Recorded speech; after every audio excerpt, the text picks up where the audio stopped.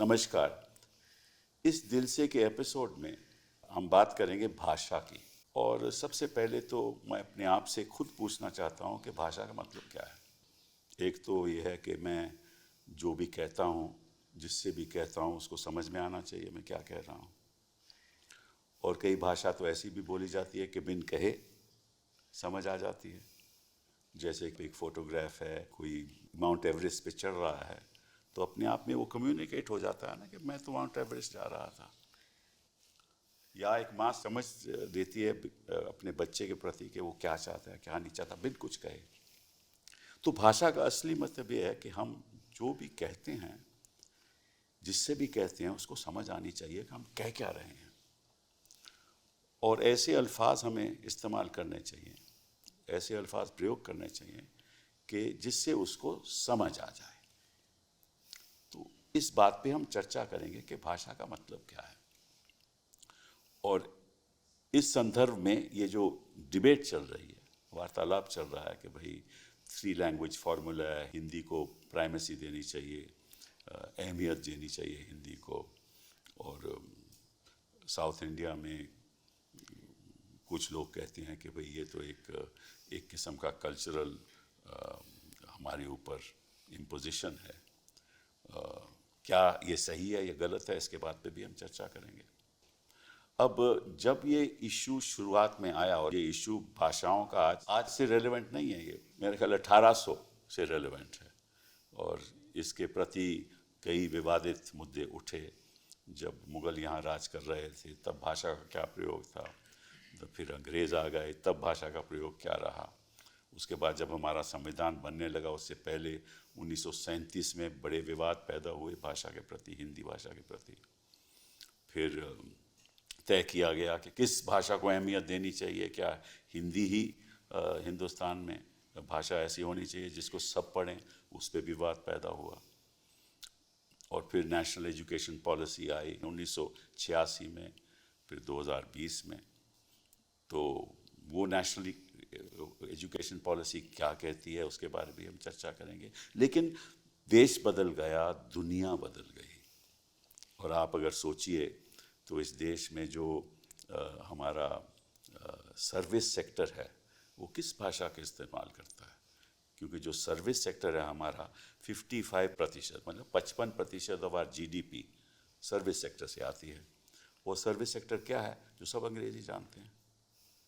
तो जो वेल्थ हिंदुस्तान की है, जो जीडीपी है हिंदुस्तान की, उसकी जो बुनियाद है वो अंग्रेजी है। और अगर आप लोग अंग्रेजी सीखना बंद कर देंगे तो उसका प्रभाव क्या होगा। हमारी जो दुनिया की डिप्लोमेसी है वो लगभग अंग्रेजी से ही आगे चलती है। हमारी जो इंटरनेशनल ऑर्गेनाइजेशंस हैं वहाँ भी लगभग एक अंग्रेजी इस्तेमाल होती है। थोड़ी बहुत फ्रेंच होती है, थोड़ी बहुत दूसरी लैंग्वेजेस होती हैं, बस ज़्यादातर अंग्रेजी तो मातमद होती है। हमारी बायलैटरल डिस्कशंस होती हैं कई देशों के साथ, वो भी अंग्रेजी में होती हैं। तो लबाब ये है कि भाई अंग्रेज़ी की भी बहुत अहमियत है अंतर्राष्ट्रीय स्तर पे। और हमारे एक्सटर्नल अफेयर्स मिनिस्टर, जिनको हम कई लोग कामयाब समझते हैं, वो भी हमें बहुत अच्छी अंग्रेज़ी बोलते हैं। तो क्या अंग्रेज़ी को अहमियत देनी चाहिए कि नहीं, इस बात पे भी हम चर्चा करेंगे।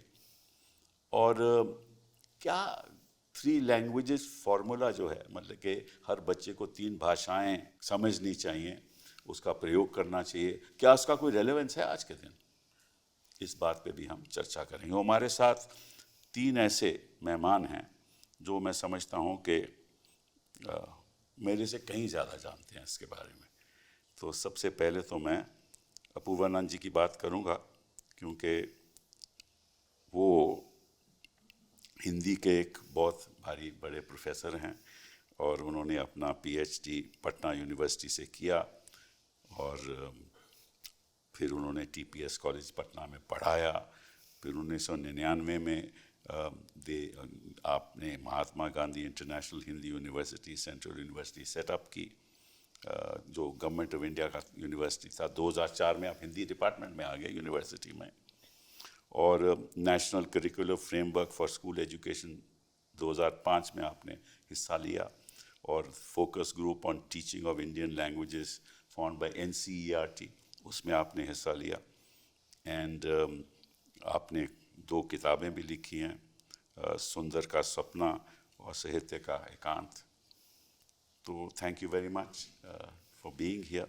अनीता जी, आप तो हमारे साथ काम भी कर चुकी हैं, और you are a distinguished educationist, former professor and dean of the department of education, University of Delhi, और आपकी बड़ी कॉन्ट्रीब्यूशंस रही हैं in elementary education, curriculum reform, inclusive pedagogical practices, MSc, PhD in physics from the University of Delhi, lecturer at Jamia 83 to 90, and then fellow in 87 to 91, UGC research assistant at the Nehru Memorial Museum and Library, fellow of ARENA, that is the Asian Regional Language for New Alternatives. कई ऐसे आपके उपलब्धियां हैं, मैं ज़्यादातर नहीं जाना चाहता, लेकिन आपने पिविटल रोल प्ले किया था जब नेशनल करिकुलम फ्रेमवर्क बना था 2005 में, और आप मेंबर रही national steering committee on NCF, that is national curriculum platform framework in 2022, and जो नेशनल एजुकेशन पॉलिसी 2020 में बनी है उसका भी आपने काफ़ी मदद की है उसके बनने में। So thank you very much. Ayesha ji, जो मैंने देखा आपके जो बैकग्राउंड है, मुझे तो खुद समझ नहीं आया, क्योंकि जितनी बारीकी से आपने लैंग्वेज के बारे में काम किया है शायद किसी ने ही किया हो। And you have been from Jawaharlal Nehru University, you're an activist, professor at the Center of Linguistics, School of Language, Literature and Culture. Research focuses on syntax, morphology and semantics. मुझे ज़्यादा समझ नहीं है इसके बारे में। MA, MPhil, PhD in linguistics in Jawaharlal Nehru University. Lots of academic work. You have made scholarly contributions, gender justice में, academic freedom पे, marginal rights पे, and linguistic imposition. You are opposed to linguistic imposition. So thank you very much. तो पूर्वांजलि शुरुआत आपसे करते हैं कि भाषा का मतलब क्या है। कुछ तो वह जो आपने बतलाया है, लेकिन भाषा से लोग अपने अपने तरीके से भाषा को समझने का प्रयास करते हैं, कि आप एक दूसरे से रिश्ता बनाने की कोशिश करते हैं ज़ुबान के ज़रिए। लेकिन ज़ुबान के बारे में ये भी कहा जाता है कि दरअसल ज़ुबान वह है जो आप खुद हैं। तो ज़ुबान सिर्फ एक ज़रिया नहीं है किसी तक पहुंचने का, बल्कि वो आपके वजूद को बतलाती है, आप जो हैं। तो इसलिए हम सिर्फ उसको एक रास्ता नहीं मानते हैं या एक ज़रिया नहीं मानते हैं, और उसको सिर्फ साधन नहीं मानते हैं, बल्कि ये मानते हैं कि वो हमारी पूरी शख्सियत को ज़ाहिर करने का एक तरीक़ा है। और भाषा इसलिए बहुत अहम है क्योंकि भाषा जो एक पूरा समुदाय है, उसकी याददाश्त को भी इकट्ठा रखती है और उस याददाश्त को आगे भी ले जाती है। वह जिसे आप संस्कृति कहते हैं, उस संस्कृति के ज़ख़ीरे को भी रखती है, उसको फिर आगे भी ले जाती है।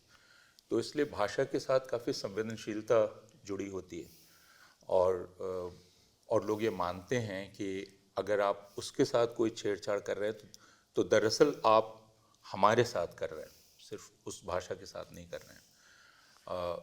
भाषा के साथ एक रिश्ता इंसान का इस तरह का बन गया है। लेकिन एक दूसरी गलतफहमी जो बहुत सारे लोगों को होती है वो ये कि भाषा, और हम अक्सर अपने क्लासेस में देखते हैं कि भाषा वह है जो लिखी जाती है।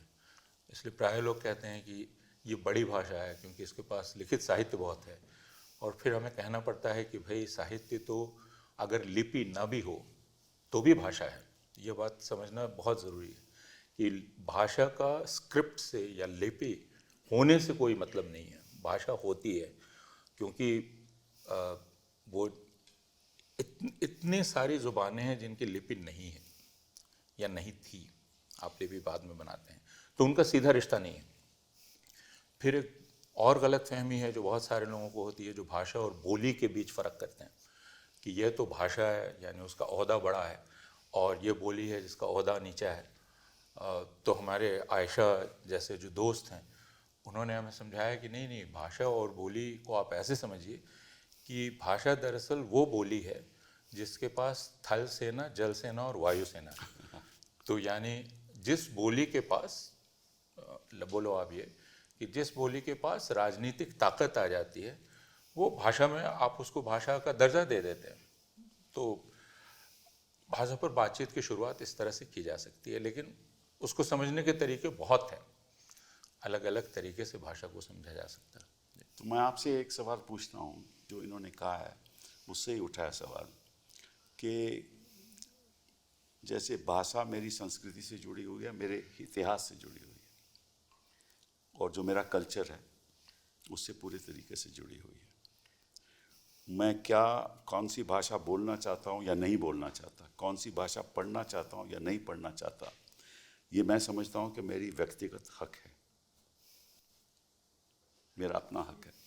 तो अगर मैं चाहता हूँ कि नहीं, मैं ये भाषा नहीं पढ़ना चाहता, तो क्या सरकार कह सकती है कि नहीं, आपको वो पढ़नी पड़ेगी? मैं आपसे सवाल पूछता हूँ, एक संवैधानिक सवाल भी है इसमें। एक दो चीज़ें और निहित है। एक तो जैसे अपूर्वानंद ने कहा, भाषा हम जब शिक्षा की नज़र से या बच्चे के विकास की नज़र से, किसी व्यक्ति के विकास की नज़र से देखते हैं, तो भाषा हमें देखने के लिए एक नज़रिया देता है। हम देखते हैं भाषा के ज़रिए से। अगर मेरे भाषा में इतनी गहराई से पहले कई चीज़ों का अवलोकन हुआ है, जैसे कि उदाहरण देते हैं लोग कि बर्फ़ जहाँ बहुत पड़ती है और तरह तरह की बर्फ़ लोग अपने को अनुभव करते हैं, तो वहाँ बर्फ़ के लिए केवल बर्फ़ शब्द नहीं है, उसमें बहुत सारे शब्द हैं। कल पड़ी और आज पिघलने लगी, इस तरह से कई ऐसे शब्द हैं जो उसको फ़र्क करके दिखाते हैं। तो अगर मैं वो भाषा बोलती हूँ, या जैसे कोई उदाहरण देते हैं कि अगर मैं पेड़ पौधों को अच्छे से समझती हूँ, तो मेरी भाषा में बहुत ज़्यादा शब्द हैं जो उसमें विभेदीकरण करके उसको नज़ाकत से, बारीकी से देखना सिखाते हैं। तो इसलिए वो भी ज़रूरी है हमारे लिए, खासकर जो शिक्षा में काम करते हैं या बच्चों के विकास से जुड़े हैं। तो आपने जब कहा कि मैं कोई पढ़ना नहीं चाहूँ, पहली तो ये चीज़ है कि बहुत भ्रम है इसको लेकर कि बच्चे भाषा कैसे सीखते हैं।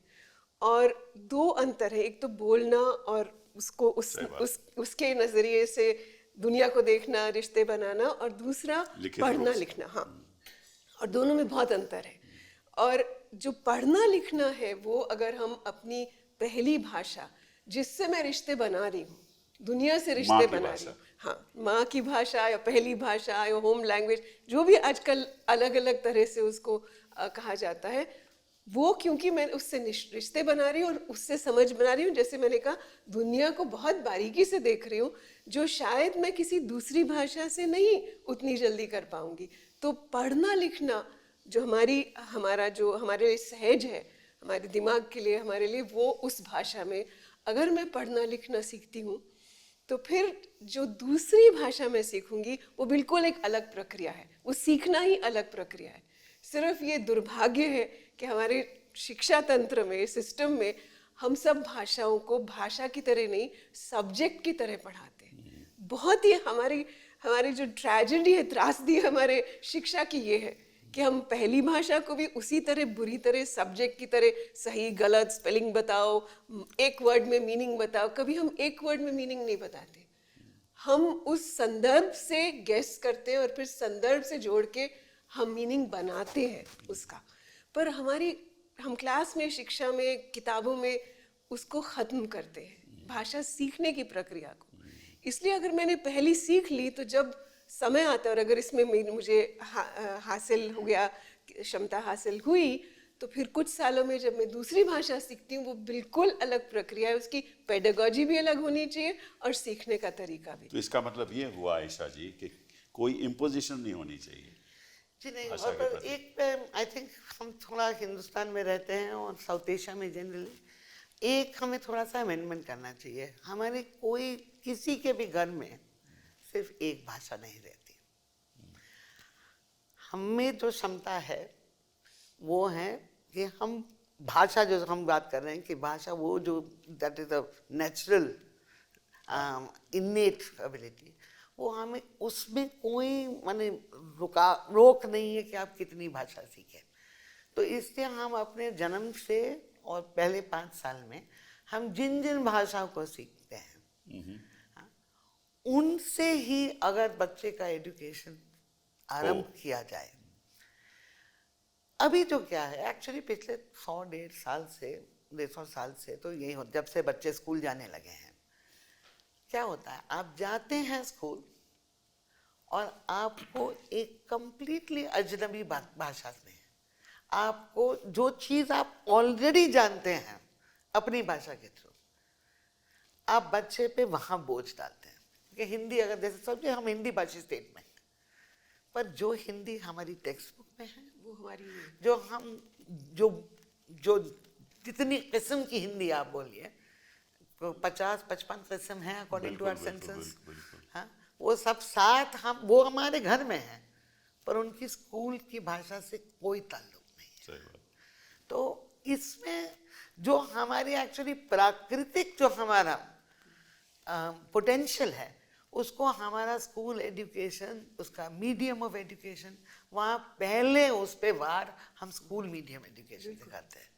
और वो वार सबसे पहले अगर भाषा, वो वार और वो हमला खत्म होना चाहिए, फिर हम बात कर सकते हैं कि कौन सा मीडियम ऑफ एजुकेशन। अगर आपकी बात मैं आगे ले जाऊं तो आप कहना क्या चाहती हैं कि जो हमारी मातृभाषा है, जो बच्चा सीखता है शुरुआत में, भाषाएं बोलिए, चलिए भाषाएं हैं, भाषाएं हैं, उन्हीं के संदर्भ में बच्चे को आगे पढ़ना चाहिए। शुरू तो वहीं से होगा, और कोई ऐसी स्टेज भी आएगी जब उसको दूसरी भाषा से दिलचस्पी होगी कि मैं ये भी पढ़ना चाहता हूँ। तो इसलिए मैंने ये सवाल आपसे पूछा था, क्या उस समय उसको ये हक है कि मैं दूसरी भाषा अपने मन से तय करूंगा कौन सी मुझे सीखना है? नहीं, वो तो ऑब्वियसली होना चाहिए, पर आप स्टेट का प्रॉब्लम सोचिए कि वो इतनी जितना मेरा मन करता है, मैं स्वाहिली बहुत पढ़ना चाहती थी, पर अब मैं स्टेट के से ये एक्सपेक्टेशन रखूं कि वो पढ़ाएगा, वो तो नहीं होगा। पर यूजुअली ये चॉइस 8 साल का बच्चा तो नहीं बनाता, 8 साल का माँ बाप करते हैं। और माँ बाप जब करते तो वो सोचते हैं कि किस चीज़ में एम्प्लॉयमेंट मिलेगा, और किस चीज़ में बच्चे की बढ़ोतरी होगी। वो हिस्टोरिकली हर जगह हर सदी में ये बदला है, राइट? कि जब आप 15th सेंचुरी में थे तो पर्शियन पढ़ना पड़ा, क्योंकि वहाँ से पावर, बिल्कुल। जब आप 19th सेंचुरी में आए तो आपके पास विलियम बेंटिक आ गए और उन्होंने कहा कि अंग्रेजी में पढ़िए। फिर हिंदी, जो आप सभी जानते हैं काफ़ी यंग सी भाषा है, तो करीब 100-150 साल फोर्ट विलियम में बनाई गई, जो ये वैरायटी है। तो वो तो 1947 से ही लागू हुई है बच्चों पे। पहले तो ये तो बदलता रहता है, और अंग्रेजी भी जो आजकल लोग सच है। तो आई डोंट थिंक कि हमारे कोई सिस्टम को ये होना चाहिए कि किसी का हक मारो। आज हर दिन मुझे कोई ना कोई चिट्ठी आती, मैं बज्जिका पे काम करना चाहती हूँ, मैं अवधि पे काम करना चाहती हूँ, तो मैं देखती हूँ कि मेरी ज़बान लुप्त हो रही है। तो वो तो स्कूल सिस्टम या यूनिवर्सिटी सिस्टम में वो हक तो बनना चाहिए ना। नहीं, लेकिन वो मुश्किल हो जाती है, फिर उसके लिए आपको अध्यापक चाहिए, उसमें थोड़ी मुश्किलात होती है। थोड़ा अगर जॉब एम्प्लॉयमेंट जनरेट हो जाएगा तो क्या प्रॉब्लम। अब देखिए ना कि मेरे ख्याल 7,50,000 बच्चे आज के दिन हिंदुस्तान से बाहर जाकर अंग्रेजी यूनिवर्सिटीज़ में पढ़ रहे हैं। क्यों पढ़ रहे हैं? क्योंकि जो सारा R&D सिस्टम है वो अंग्रेज़ी में है। उनको मालूम है कि उनको अच्छा जॉब मिलेगा, अच्छी सैलरी मिलेगी। वो जो एक मूवमेंट बनी हुई है कि भाई हमें अंग्रेज़ी सीखना है, और एक तरफ से सरकार ये कहती है, तय करती है कि आपको एक 3 लैंग्वेज फार्मूला के अंतर्गत 2 नेटिव लैंग्वेज आपको सीखनी पड़ेंगी, ठीक है ना, पर तीसरी आप तय करो क्या सीखना है। तो फिर इतना मतलब कि जो बच्चे की जो चॉइस है वो बहुत उस पर आप बाधा डाल रहे हो। तो इसी संदर्भ में मैंने ये सवाल पूछता था। अपूर्वानंद जी, आप बताइए। देखिए, आपने 3 ज़ुबानों की बात की, और लेकिन यह बात जितने भाषाविद हैं और ख़ासकर तालीम के सिलसिले में जो ज़ुबान की बात करते हैं, उनका कहना है ये क़ैद क्यों होनी चाहिए 3 ज़ुबानों की, 4 क्यों नहीं, 5 क्यों नहीं।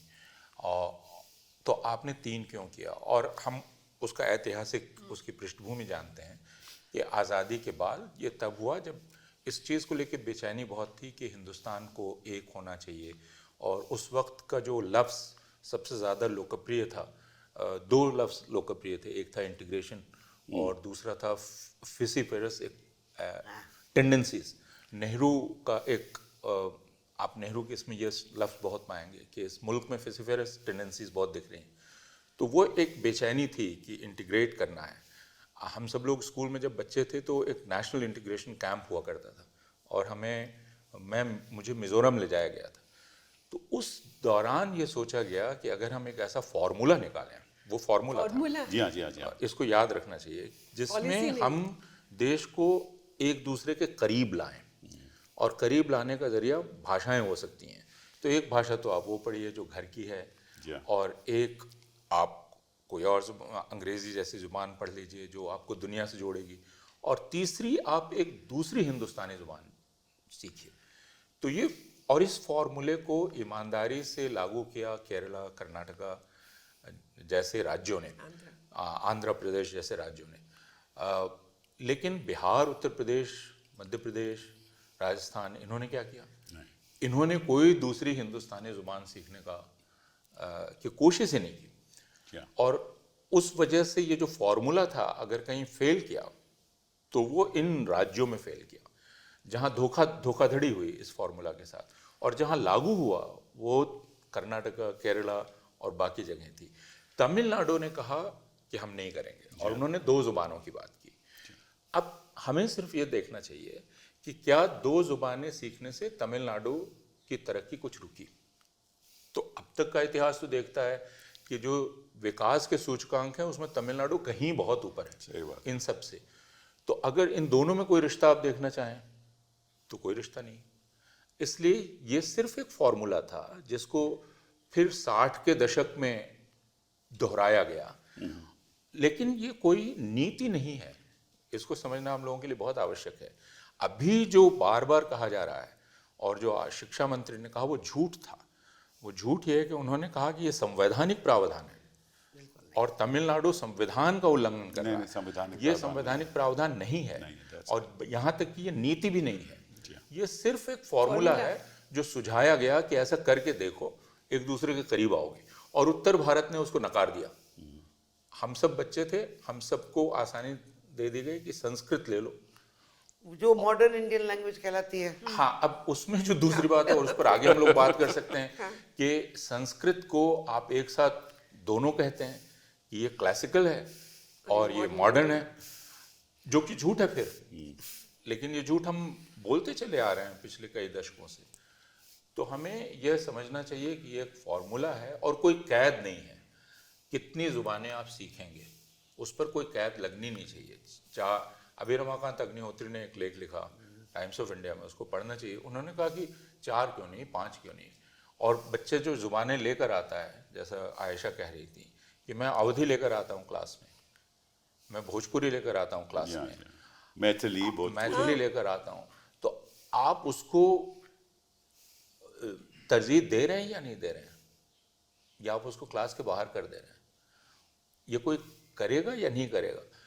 तो हमने चीज़ों को एक बेईमानी से पेश करना शुरू किया है, और चूंकि देश के लोग इस इतिहास को नहीं जानते हैं तो वो इस गलतफहमी में पड़ जाते हैं। तो ये जो डिबेट हुई, शुरुआत इसके जब हिंदुस्तान कॉन्स्टिट्यूएंट असेंबली में सितंबर 12-14, 1949 में ये डिबेट शुरू हुई कि भाई ऑफिशियल लैंग्वेज कौन सी होनी चाहिए, राष्ट्रभाषा कौन सी होनी चाहिए, और वहाँ से फिर ये फार्मूला अल्टीमेटली आगे बढ़ा।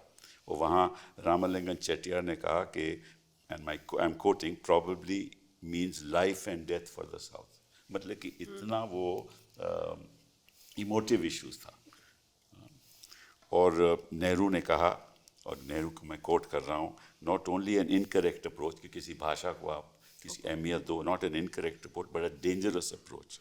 You just cannot force any language down the people or group who resist that. Absolutely. But language here is script. वही बहुत सबसे बड़ा प्रॉब्लम। सबसे बड़ा प्रॉब्लम है लैंग्वेज इज स्क्रिप्ट।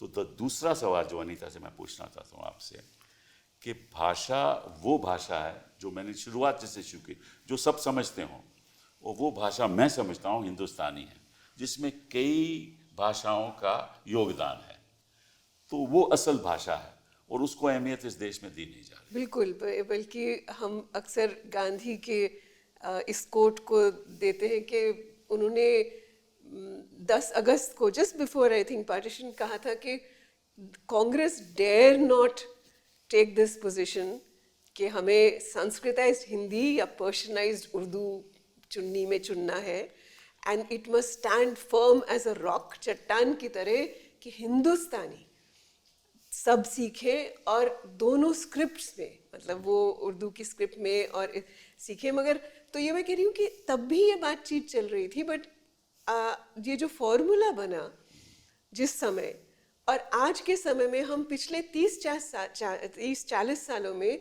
बच्चों की भाषा सीखने की प्रक्रिया को बहुत बेहतर समझते हैं। तो वो एक पॉलिटिकल फॉर्मूला था, एक इंटीग्रेशन करने का, स्टेट्स के लिंग्विस्टिक फॉर्मेशन का, और ये सब बच्चे उसमें थे भी नहीं, ये जो फॉर्मूला बना। अब हम ज्यादा समझ रहे, और न शिक्षा थी। हाँ, ना शिक्षा थी। तो इसलिए अब जो बात आती है वो काफी रिसर्च दुनिया भर में हुआ है, चाहे वो पपुआ न्यू गिनी, जो बार बार कहा जाता है कि उनकी एजुकेशन मिनिस्टर यहाँ आई थी तो उनसे बातचीत भी खूब रोचक हुई कि इतना छोटा, मतलब उनकी जो पॉपुलेशन है दिल्ली से कम है, छोटा सा, और स्कूल में 400 भाषाएं उस समय चल रही थी, टेक्स्ट बुक्स चल रही थी। तो और कई भाषाएं जो पहले लिखित नहीं थी, लिपि नई सोची गई, ऑर्थोग्राफी देख करके क्या इसके साउंड्स है, क्या लिपि रगी, और पूरा एक सिस्टम बनाएगा टीचर्स को, क्योंकि टीचर्स भी तो हम कह रहे हैं कहाँ से आएंगे। तो पढ़ाने के तरीके में अगर हम ये देखते हैं कि बहुभाषी बच्चे आ रहे हैं हमारे पास, या हम भी बहुभाषी है, कैसे हम उसका इंटीग्रेशन ज्यादा तो उससे होगा। और हम समझे। अब मुझे भाई एक उदाहरण देना चाहती हूँ, केरल ने कुछ साल पहले अपना काफी करिकुलम रिन्यूअल किया था, और वहां जाके माना जाता है कि मलयालम है, एक भाषा है। वहाँ नॉर्थ और साउथ में बहुत फर्क है, और फिर पॉलिटिकल फर्क है, फिर स्टेटस, सत्ता का फर्क है कि नॉर्थ क्या समझते हैं और साउथ में पॉलिटिकल पावर ज़्यादा है कि नहीं। नॉर्थ में तो बहुत कॉन्शियसली जब किताबें लिखी गई, जब भाषा को देखा गया, तो इस तरह से लिखा गया कि बच्चे कहीं भी हो, वो आदिवासी क्षेत्र में हो, वो किसी और क्षेत्र में हो, मलयालम ही अगर इस्तेमाल भी हो रही है, वो किस तरह की मलयालम है। और आई थिंक ये लिखित में भी, बोलने में तो सही, पर लिखित में भी कैसे। तो एनसीईआरटी में भी जब किताबें बनी थी, तो मुझे याद है कि शुरू 1ली से 5वीं की जब चाहे रिमझिम हिंदी की किताब बनी थी, वो उसमें बार बार लिखा गया था। एक तो कई तरह की कविताएं, कहानियां और भी आई थी जो कि देवनागरी में दर्शाई जा सकती है, मगर बार बार कहा जाता, अच्छा ये तुम्हारी भाषा में तुम क्या कहते हो। टेक्स्ट बुक में कहा जाता कि इस कहानी में ये शब्द कहा जा रहा है, तुम अपनी भाषा में क्या कहते हो, या तुम इससे कैसे समझते हो। So it was always trying to include people, उनकी अपना ज्ञान, उनकी अपनी उस शब्द को लेके वो कैसे उसको देखते हैं, अलग तरह से भी देख जा। तो वो एक जो स्पेस है, एक इंक्लूजन का, एक पार्टिसिपेशन का, एक मेकिंग सेंस का, making meaning comes from the person who's listening or who's reading. That making meaning has to come. It cannot come from the text or the authority. तो 1950 में तय किया गया कि भाई अगले 15 साल में हिंदी तो खैर रहेगी, प्राइमेसी हिंदी को दी जाएगी, और उसके बाद फिर अंग्रेजी का तो प्रयोग हो सकता है। हालांकि उससे पहले जो चर्चा थी कि नहीं, हिंदी को ही 15 साल के बाद डिक्लेयर करना चाहिए नेशनल लैंग्वेज, सभी को हिंदी सीखनी चाहिए।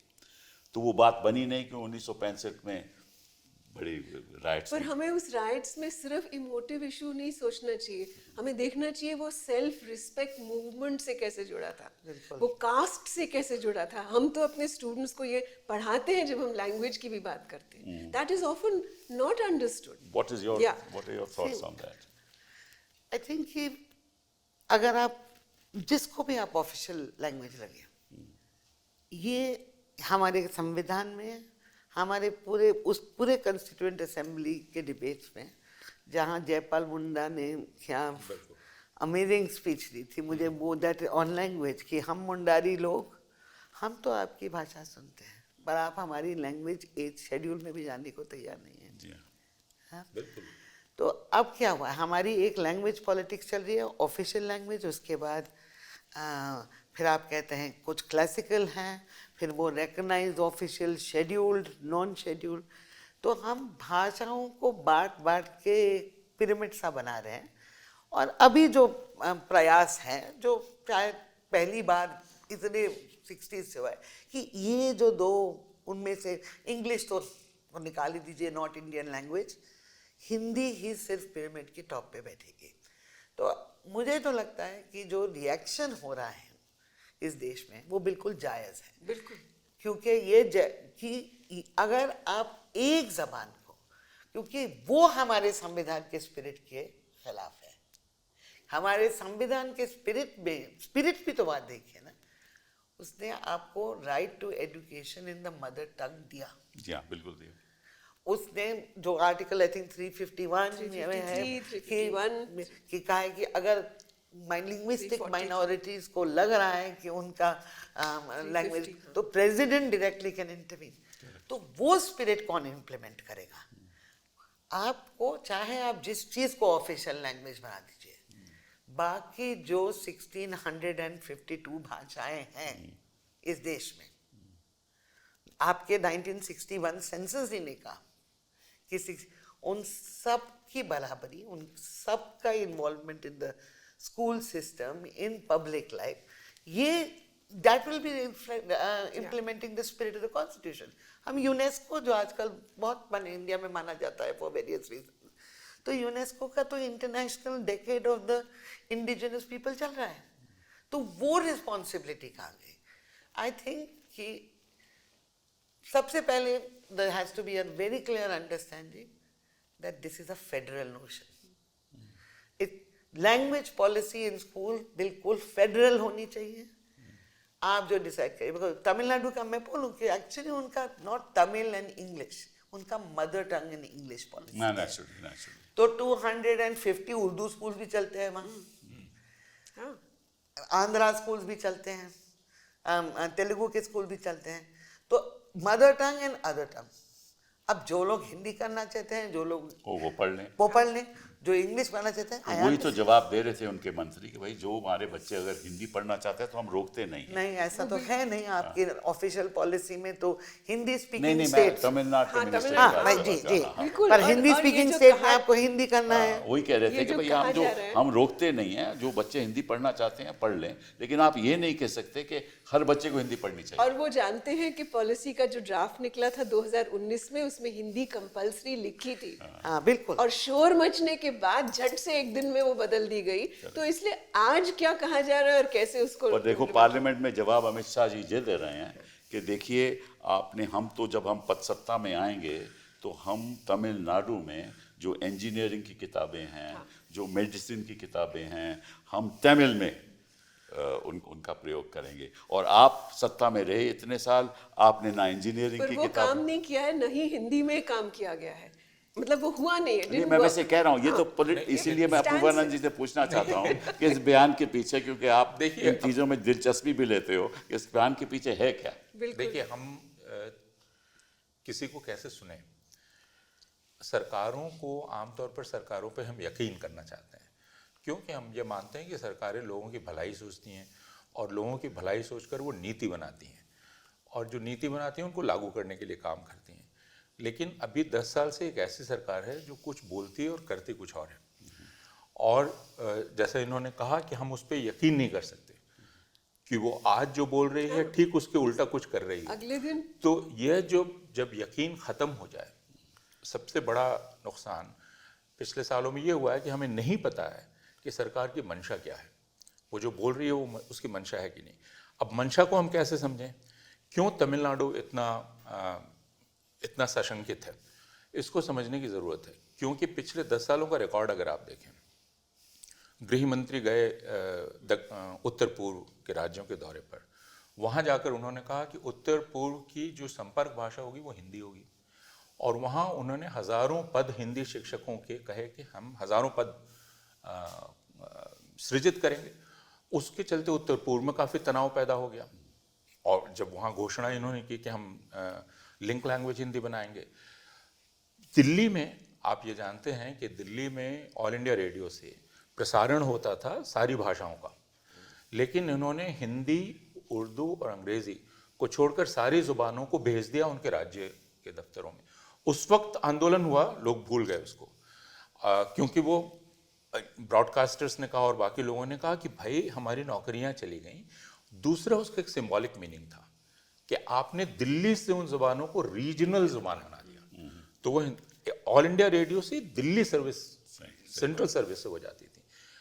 फिर आपका राजभाषा आयोग है और आपकी संसद की राजभाषा समिति है, वो पूरे राज्यों का दौरा करती रहती है, और जब राज्यों का दौरा करती है, आप मंत्री रह चुके हैं, तो वहाँ जो दहशत फैलती है, उस दहशत का आप अंदाज़ नहीं कर सकते। जो राजभाषा का दबदबा है कि आप फाइल लिख रहे हैं कि नहीं हिंदी में, आप ये कर रहे हैं कि नहीं, आप पर स्ट्रक्चर, दूसरी चीज़ें, तीसरी चीज़ें, फिर सर्कुलर्स जाते रहते हैं कि हिंदी में कीजिए, हिंदी में कीजिए, हिंदी में कीजिए।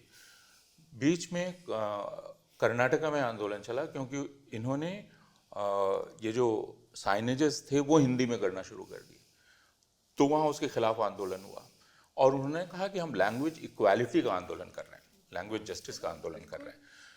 तो जो आप कर रहे हैं पिछले 10 सालों में, उसमें ये दिखलाई पड़ रहा है कि आप दरअसल हिंदी में इन्वेस्ट कर रहे हैं।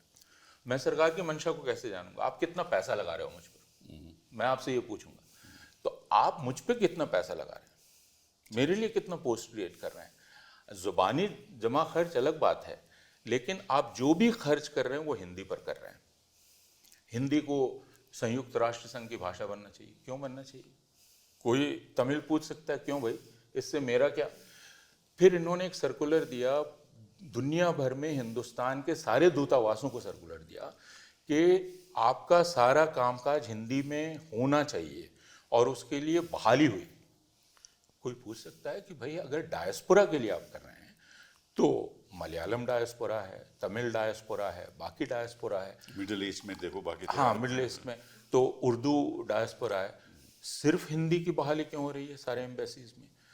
तो आप जो कर रहे हैं उससे आपकी मंशा को पता चलता है। जी, पर उनका तो देखो मानना मैं ये इसमें है। एक चीज जोड़ना चाहती हूँ। गुजरात में 2014 के बाद हिंदी को पुश किया गया कि सारी ऑफिस का काम हिंदी में हो। वहाँ के सोशियोलॉजिस्ट, एक्सपर्ट्स ये कह रहे हैं कि स्कूलों में भी और स्पीचेस, जो पॉलिटिकल स्पीचेस है वो हिंदी में अब बोली जा रही हैं, जो पहले नहीं बोली जाती। तो ये पूरा जो हिंदीकरण और हिंदी पुश है वहाँ भी देखा जा रहा है। तो बट इसके पीछे एक भी तो बात है ना कि भाई चलिए, आप मातृभाषा आप सीखते हो, बच्चा सीखता है, लेकिन राष्ट्रीय स्तर पर एक लिंक लैंग्वेज तो होनी चाहिए ना। देखिए, लोग लिंक लैंग्वेज अपने आप बनाते हैं, और हमारे यहाँ बहुत माने हज़ारों साल से ये लिंक लैंग्वेजेस रही हैं। इसमें स्टेट का रोल नहीं है कि वो लिंक लैंग्वेज बनाए, और स्पेशली जो लिखी हुई है। अगर आप उर्दू का ही केस देखिए, दक्षिण से सबसे ज्यादा तो उर्दू है। उर्दू, ईस्ट तो वेस्ट जाएंगे तो आपकी सातरी, जो एक जगह नागपुरिया, असम में सदनी, एक ज़बान चल रही है। क्योंकि गरीब आदमी जब कामकाज के लिए जाता है तो वो अपनी मातृभाषा पे कभी रिलाई नहीं करता, वो दूसरी भाषा लर्न करता है। तो वो भाषाएं उसी स्तर पे रह गई, क्योंकि आपने उनको कभी लिखित में कन्वर्ट ही नहीं किया। मैं आपको एक उदाहरण देना चाहती हूँ कि जब सोवियत यूनियन बना था, उसकी भी 800 भाषा थी, और वो तब हमारे कांग्रेस के लिए, फ्रीडम मूवमेंट के लिए बहुत इंस्पिरेशन था। लेनिन ने वो सारी की सारी भाषाओं को स्कूल सिस्टम में डाल दिया, तो 800 लैंग्वेजेस लिखी देने लगी। तो तब जब 1925 में ये बहुत बड़ा इंस्पिरेशन था कि छोटी छोटी उज़्बेक एंड ऑल लैंग्वेजेस, अगर हिंदुस्तान और पाकिस्तान और नेपाल और मेरे, तो वो मर चुकी होती है अभी तक, पर क्योंकि वो सब लिखी जाए। तो स्टेट की एक रिस्पॉन्सिबिलिटी है कि जो लोग अपना डिसाइड करें कि उनकी जो लैंग्वेज है उसको बढ़ावा देना, लोगों पे छोड़े। तो लिंक अपने आप हो जाएगा आपके हिसाब से? हुआ है, लिटरेसी प्रोग्राम 1 मिलियन टाइम्स हुआ है, और होता ही रहेगा। अब मैं आपको हमारे यहाँ किस्सा लिटरेसी में। सुनाता हूँ। चेन्नई में था और मुझे प्रेस क्लब से अपने होटल जाना था, तो टैक्सी आई और मुझे लगा कि ये तो यहाँ तो हिंदी कोई जानता नहीं है, तो मैंने उसको अंग्रेज़ी में कुछ कहा, तो उसने मुझे हिंदी में जवाब दिया। तो मैंने कहा अच्छा, आप तो हिंदी जानते हैं? उसने कहा मैं उर्दू बोल रहा हूँ। अच्छा। तो मैंने कहा अच्छा, आप उर्दू बोल रहे हैं, क्योंकि उर्दू स्कूल्स हैं। तो मुझे बहुत दिलचस्प लगा कि एक हिंदी वाले को उर्दू ने रास्ता पार करा दिया तमिलनाडु में। तो आप जिसको लिंक लैंग्वेज कहते हैं, लोग लिंक लैंग्वेज और हिंदी को आप, चूंकि हिंदी को लेकर ये विरोध कैसे पैदा हुआ, 1947 के पहले क्यों नहीं था, 30 के बाद हुआ तमिलनाडु 47 में हुआ, लेकिन 37 हाँ, में हुआ। लेकिन दक्षिण भारत हिंदी प्रचार सभा, दूसरी सभाएं, कर्नाटका, तमिलनाडु, बाकी तमाम जगह, यहाँ तक कि राजगोपालाचारी भी हिंदी प्रचारक थे और बाकी तमाम लोग। लेकिन 47 के बाद जब कहा कि हिंदी ही राष्ट्रभाषा है, हिंदी ही राष्ट्र को एक रख सकती है, तो पूरे नेशन का इमेजिनेशन अगर सिर्फ हिंदी में होगा तो जाहिर है तमिलनाडु, वो काफ़ी गर्वीले लोग हैं, वो कहेंगे कि नहीं, आप क्या चीज़ है, आप हमें डिफाइन करेंगे। मैं एक और हम चीज़ भी भी बता जोड़ना सकते हैं। चाहती हूँ, क्योंकि अभी ये सब जो आप पहले जो कह रहे थे कि सरकार की मंशा ठीक नहीं है, एक और कमेटी बैठी है जो साउथ में पर्टिकुलरली काम कर रही है, इसका नाम है भारतीय भाषा समिति। और वो भारतीय भाषा समिति का ये कहना है कि द्रविडियन लैंग्वेज फैमिली है वो है ही नहीं, एक ही लैंग्वेज फैमिली है इंडिया में। तो एक जबान, एक पूरा कल्चर जो 12,000 साल से उसमें कॉम्पोजिशन है, अब आप वो क्लेम करने की कोशिश कर रहे हैं। तो आप जो इंडिया में यूनिटी एंड डाइवर्सिटी का जो स्लोगन था, उसमें यूनिटी तो आई नो कि हमारी अपनी जिंदगी में भी बहुत यूनिटी पे बहुत एम्फोसिस रहा है, पर वो डाइवर्सिटी शब्द भी था जो आप इंटेलेक्चुअल लाइफ में आप पूरी वो डाइवर्सिटी, नहीं, अगर आप डाइवर्सिटी को खत्म करोगे तो यूनिटी होगी नहीं मेरे हिसाब से। सिर्फ रिजेंटमेंट होगा। हाँ, फिर रिजेंटमेंट होगा, तो असली प्रॉब्लम तो ये है ना। लेकिन मैं आपको एक और और उसमें जो आयशा कह रहे थे उसमें सिर्फ एक बात और जोड़नी चाहिए, क्यों शक पैदा होता है। जैसा इन्होंने कहा कि अब आप कह रहे हैं कि सिर्फ एक फैमिली है, दूसरे जो राष्ट्रीय स्वयंसेवक संघ के लोग कहते रहते हैं और भारतीय जनता पार्टी के लोग कि दुनिया की सारी जुबानों की जो माँ है वो संस्कृत है, या, जिसको सुनकर कोई भी हंसेगा, लेकिन यह बात एक ब्रह्म वाक्य की तरह हर जगह कही जाती है। तो जब आप ये कहने लगेंगे तो तमिलनाडु जाहिर है आपकी तरफ बहुत शक से देखेगा, क्योंकि तमिल को वो संस्कृत की बेटी तो नहीं तमिल संस्कृत की बेटी नहीं है और नहीं है। तो अब आप कह रहे हैं कि सारी हिंदुस्तानी जुबानें संस्कृत की बेटियां हैं, तो फिर नॉर्थ ईस्ट बिल्कुल अलग। हाँ, नॉर्थ ईस्ट अलग है, आदिवासी जुबानें अलग हैं, सब अलग हैं। तो जब आपकी ऑफिशियल आधिकारिक विचारधारा यह है जिसको आप लागू कर रहे हैं, जैसे भारतीय भाषा समिति जिसकी बात आपने की, तो आप तमिलनाडु के विरोध को गलत नहीं ठहरा सकते हैं, उसका विरोध बिल्कुल जायज़ है। और रेजिस्टेंस पैदा होता है, जितना लोग फिल्में देखकर, गाने सुनकर, ये सब एक उसको अपनाने की उसमें होते वो हैं। लैंग्वेज जो एक्चुअली हमारी मूवीज में है, जो बॉलीवुड में हाँ, है, वही असली हमारी राष्ट्रभाषा है मेरे आपको हिसाब याद से। होगी एक फिल्म थी एक दूजे के लिए, हाँ, जो तमिल और 1970s में बनी थी, जी हाँ, जी। Right after the height of Hindi love. Yeah, और वो क्या कहती है, Yeah. मल्टीलिंगुअलिज्म सीखेंगे हाँ। पर एक नहीं हो जाएंगे। ये नहीं कि मैं हिंदी को मान लिया, प्यार के लिए करेंगे वरना नहीं करेंगे। एंड आई थिंक वो तो होता ही है हिंदुस्तान में। कंस्टिट्यूएंट असेंबली डिबेट्स में एक एसवी कृष्णमूर्ति राव साहब ने कहा, और मैं पढ़ देता हूँ, my respectful submission is that today Hindi is only a regional language and a provincial language. And just because it is being spoken by about 10 crore of people out of 32 crores, we are raising it to the level of a common language. I would call all languages spoken in India as our national languages. Tamil, Telugu, Kannada, Malayalam, Bengali, Gujarati, and all other languages are national languages. I think that is true of even today in 2025. Yeah, that's why in your constitution, आपके constitution में language लिखा हुआ है ना, Correct. उसमें ये तो नहीं National कहा है कि ये हिंदी नेशनल लैंग्वेज है, Correct. ये भी नहीं भ्रम कहा है। गया। लेकिन सारे हिंदी पढ़ने वालों को ये गलतफहमी शुरू से है ये राष्ट्रीय कि हम राष्ट्रभाषा हैं। आपका एक दिवस होता है 14 सितंबर को आप मनाते हैं, कोई पूछ सकता है कि तमिलनाडु के टैक्स पेयर के पैसे से आप क्यों हिंदी दिवस मना रहे हैं? आप कोई तमिल दिवस नहीं मनाते, कोई दूसरा दिवस नहीं मनाते, तो जो आपने पढ़ा उसकी स्पिरिट कहाँ है, उसकी आत्मा कहाँ है, वो तो ये है भी नहीं। था कि जो पहली जो 8 शेड्यूल जो बना था जिसमें लैंग्वेजेस जिसका नाम है, 6 शेड्यूल था शायद पहले। 8 हाँ, तो उसका स्पिरिट, वो शेड्यूल बनाने का पॉइंट क्या था? ये था कि इन सब जबाने which were big regional link languages, इनका जीनियस हमारी हिंदी को फर्टिलाइज हाँ, करेगा। बिल्कुल। उसका ये नहीं था कि यही भाषा है, क्योंकि आपके कॉन्स्टिट्यूशन में तो mother tongue education, rights of एक लिंग्विस्टिक आर्टिकल है जो कहता है हिंदी को और ज्यादा संपन्न बनाना है। हाँ, तो that is why you had a schedule at all. नहीं, there is now a और अब तो fundamental- लाइन लगी हुई है कि हमें there is शेड्यूल a- में डाल दो, तब हम there is जबान a fundamental right of linguistic minorities Yes, to yes. take care of their तो rights. हमारे That's a संविधान fundamental What was right. interesting is to Misrepresent make करना है। Hindi more sampann. exactly. That is an article there. But मैं एक और सवाल पूछना चाहता हूँ, ये है कि मैं जब रेडियो स्टेशन से या कुछ टीवी चैनल्स में जब बात सुनता हूँ तो ऐसी जो मुश्किल हिंदी है मुझे भी समझ नहीं आती।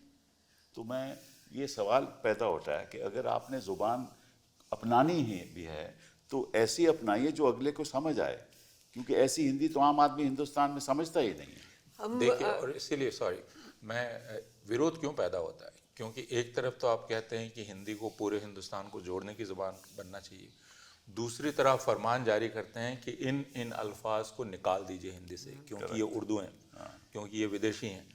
तो आप कैसी हिंदी बना रहे हैं?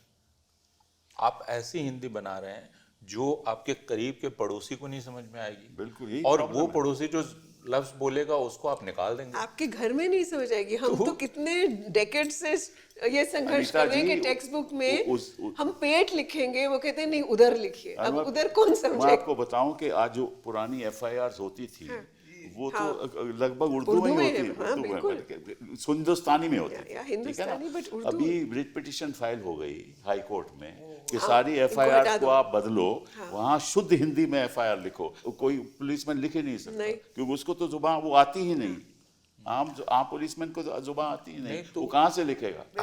अगर ये नजरिया उर्दू को लेकर है, जो कि यहीं पैदा हुई, यहीं पली बढ़ी, हाई कोर्ट ने कहा ऐसा करना चाहिए। हाँ, तो और ये अगर कोर्ट का है तो उससे समझा जा सकता है कि बाकी लोग बहुत सचेत हो जाएंगे कि भाई आपका इरादा क्या है।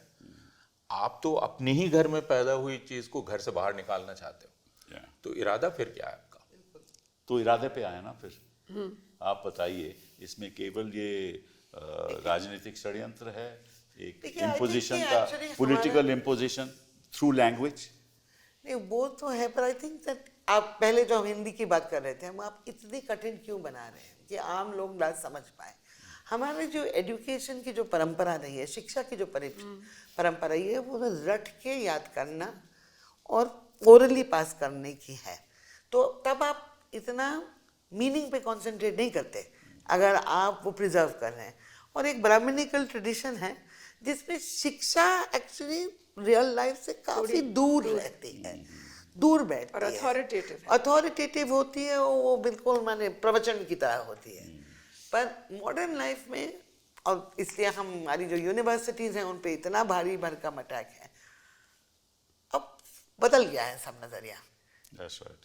क्वेश्चन एवरीथिंग, पूछो, अगर सिंपल सी सिंपल बात पूछो क्यों, रिस्पॉन्सिबली पूछो, ये नहीं कह रहे कि आप, पर सवाल पूछो। तो उस आई थिंक एक तो लैंग्वेज इतनी दूर जा रही है, तो एक अंडरस्टैंडिंग है कि जो एजुकेशन का, कि एजुकेशन आपको एम्पावर नहीं करता है सोचने के लिए, वो बस आपको माने गुरु टाइप रट्टा बना लगाओ, दे, इम्तिहान में बैठ द्रोणाचार्य जाओ। बना दे, Crack और कर फिर दो आप जाके exam हर को। जगह प्रवचन करें। पर वो it is, so I think it is anti modern, anti intellectual, Anti-democratic. और उसके बाद तो naturally it will be anti democratic, because ये तो आई डोंट थिंक कि इंडिया में कोई बिलीव कर सकता है कि तमिलनाडु और साउथ इंडिया को आप कुचलेंगे और वो कुचल जाएंगे। नहीं, सवाल ही नहीं। वो सवाल ही नहीं है, और आपको वहाँ टेकर्स भी नहीं मिलेंगे। पर I think it's more fundamental, it's more cultural. वो एक ब्राह्मणिकल आइडियोलॉजी जिसमें education does not set you free, वो इसको आई थिंक इम्प्रेस करने Purnanandi, की। what's the solution then? Solution is to democratize things. How? And solution is to let people be. जो एक नेहरू ही कहा करते थे कि चीज़ों को बहुत कस मत दो। तो अगर हम एक रखना चाहते हैं, आप अपनी मुट्ठी में बालू आपने उठाया और यूं कस दिया तो पूरी वो तो निकल जाएगा आपका, और यूं रखा तो वो पूरा हाथ में रहेगा। तो अगर आपको मुल्क को रखना है तो अपनी मुट्ठी को ढीली रखिए, उसको कसिए नहीं। अब जैसे ही आप कसेंगे मुल्क हाथ से निकल जाएगा। तो यह समझना सबके लिए बहुत ज़रूरी है कि आप एक मजहब, एक ज़ुबान, एक कल्चर, अगर यह वाला राष्ट्रवाद आप चलाना चाहते हैं तो ये हिंदुस्तान में तो नहीं चलेगा। And to Hindustan follow the टूट जाएगा। कॉन्स्टिट्यूशन और वो आप नारा हमसे लोग अच्छा नहीं जानते भूले हैं। हैं, वो नारा आरएसएस का नारा था, हिंदी हिंदू हिंदुस्तान। करेक्ट। वो हिंदू राष्ट्रवाद का नारा है। तो क्या उस नारे को इन्होंने छोड़ दिया है?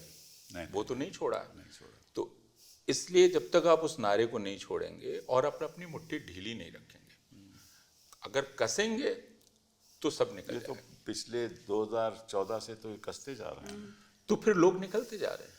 ये जो आप विरोध देख रहे हैं, ये कोई राष्ट्र विरोध नहीं है ना, ये है कि आप मेरे वजूद को कुचल रहे हैं। आप मुझे बताना चाहते हैं मैं कैसे रहूँगा, जबकि मैंने ये सीखा पूरे स्वाधीनता आंदोलन में कि मैं आज़ाद कैसे रहूँगा, ये मुझे सिखाया गया।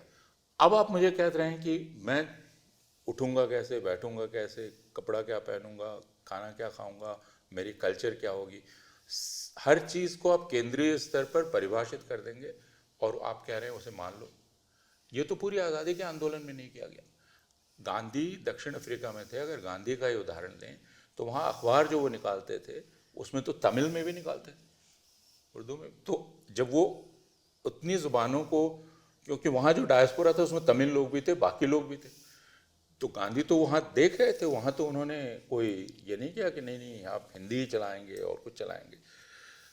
इस बात को समझना हमारे लिए बहुत ज़रूरी है कि आप इस राजनीति को जब तक नहीं छोड़ेंगे, इस विचारधारा को नहीं छोड़ेंगे कि जो आजकल कहा जाने लगा है कि एक राष्ट्र एक ये, एक राष्ट्र एक ये, बिल्कुल नहीं। राष्ट्र की भावना ज़रूर एक है, लेकिन वो बिना इस अनेकता की वास्तविक स्वीकृति के संभव नहीं है। वह मानना सबके लिए बहुत ज़रूरी है। और ये जो अभी चल रहा है विवाद ये तमिलनाडु के साथ, ये केवल भाषा को लेके भी नहीं है, ये पूरा जो पॉलिसी है, शिक्षा पॉलिसी नीति है, उसको लेके है, जो बहुत घातक है। और तमिलनाडु कहता है कि आप फोर्स कर रहे हो कि मैं 50% को बाहर निकाल के वोकेशनल कराऊं। ये क्या मतलब है? वोकेशनल भी कास्ट से जुड़ा है, मैं क्यों वोकेशनल कराऊं? मैं सबको मौके दे रहा हूँ। तो इसलिए it's a much larger issue. इसको भाषा अभी बन गई है, बट उनके सेंट्रल स्क्वायर, सेंट्रल जो स्कीम्स हैं उनका पैसा नहीं मिल रहा। वो तो टीचर्स कह रहे हैं ना कि भाई हम पैसा नहीं देंगे जब तक इसको लागू नहीं करोगे। 2000 करोड़ ये तो नहीं दे तो रहे। वेस्ट बंगाल में यही तो हो रहा है। ये जो है आपकी ये सरकार थी, आप मुझे बताइए उसके पहले की सरकार थी कि क्या आपने कभी ये किया कि हम पैसा नहीं देंगे? पैसा नहीं, नहीं नहीं देंगे। कहा, आज तक नहीं। तो ऐसा कभी हुआ ही जब तक नहीं। मैं था मैंने तो कभी नहीं कहा, हमारी सरकार किसी ने भी नहीं नहीं, कहा। आप किसी सरकार ने नहीं कहा। उसके आप ये पहले नहीं कह सकते। देवगौड़ा की सरकार थी, बाकी जी हाँ, सरकारें कभी थी। नहीं। कॉन्स्टिट्यूशन में भी तो आप कुछ है। धमकी दे रहे हैं। जी हाँ।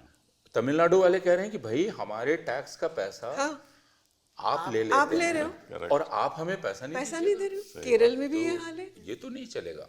आई थिंक कि बहुत बड़ी क्राइसिस पैदा की गई है और उसमें जबानों का साइड लेना आई थिंक गलत But है। ऐसा भाई ये end this discussion by just asking one fundamental question कि क्या ये ज़रूरी है कि ये मुद्दा जब इस देश के सामने इतने गंभीर मुद्दे हैं, हाँ, ये मुद्दा अहमियत रखता है आज के दिन कि हम इसके सारी पॉलिटिक्स लैंग्वेज पे चलाएं?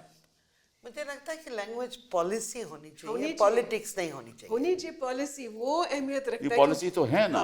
नहीं नहीं, है। पर ये नहीं, पॉलिसी पॉलिसी शायद यही है कि adequate जो नहीं है। द कल्चर ऑफ द पर अपनाई नहीं डाइवर्सिटी, गई है, कभी the इम्प्लीमेंट नहीं mosaic हुई of है। diversity of India should be part of the language policy. True, of India. but But I it's think not it is there. not adequately implemented. I No, will not say this. implemented. That's the problem. Because सारी languages का development के सवाल में पूछे, आपकी छोटी छोटी भाषा नहीं है 20,000 लोगों की, ये 2 मिलियन माने 2 करोड़ 20 करोड़, वो लैंग्वेज का हक बनता है कि वो स्कूल में बोली जाए। बिल्कुल।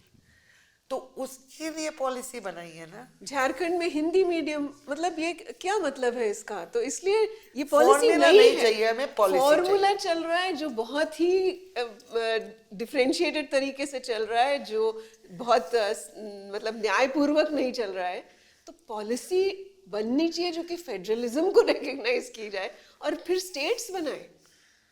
चलिए इस बात पे हम अपनी चर्चा खत्म करते जी, हैं। बहुत बहुत शुक्रिया। धन्यवाद आप लोगों का। नमस्कार।